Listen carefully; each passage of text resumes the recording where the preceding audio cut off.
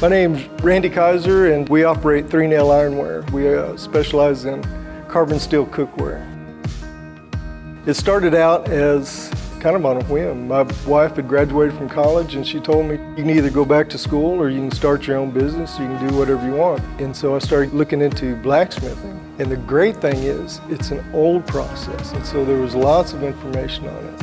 And so I started working, doing architectural stuff. And so after 25 years, I started getting tired of that. And so I started looking for something that I could do, you know, that you can make locally and send it out. And so I was looking around on the internet and saw some people making skillets. I don't think anybody here in this area was making anything like that. So that was unique, and it kind of fit a niche. My wife, Margie, I asked her, I said, if I make this, can you sell it? She said, well, yeah, I think so.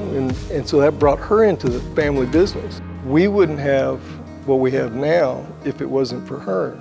Her customer service, the way she responds to people, and the way she interacts with people is so unique, and it's so kind. We were having to come up with a new name for the companies. And so while we were driving in, the name 3Nail Ironware came to mind.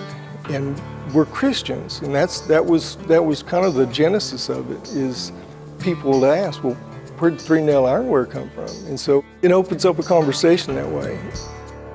There's a young lady that her name was Iffy, and she worked for the San Angelo Standard-Times. She came out and she interviewed me and took pictures and everything, and it ends up on the front page of the Standard-Times. That story ended up getting picked up on the AP, and it went nationwide. It was in papers coast to coast. The Texas Country Reporter came down to do an interview, and after that aired, the exposure has just really been phenomenal. I never imagined James, you know, my son, coming back to work in the shop. To have him back in the shop and be part of the shop, man, that's such a blessing. That is truly phenomenal. We really get along well. As I was younger, I'd always take for granted working with my father. It was just like something to do. I just worked and helped out my dad. But there's a really interesting aspect, a very neat aspect to working with your father or working with your grandfather or working with somebody who is your family and older than you.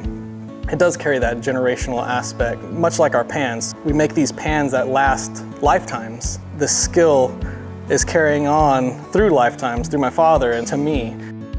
It's a lot of fun to be able to do all this with my wife in the office, and then James helping, and the blessing to be able to make a living and do it this way is just truly phenomenal.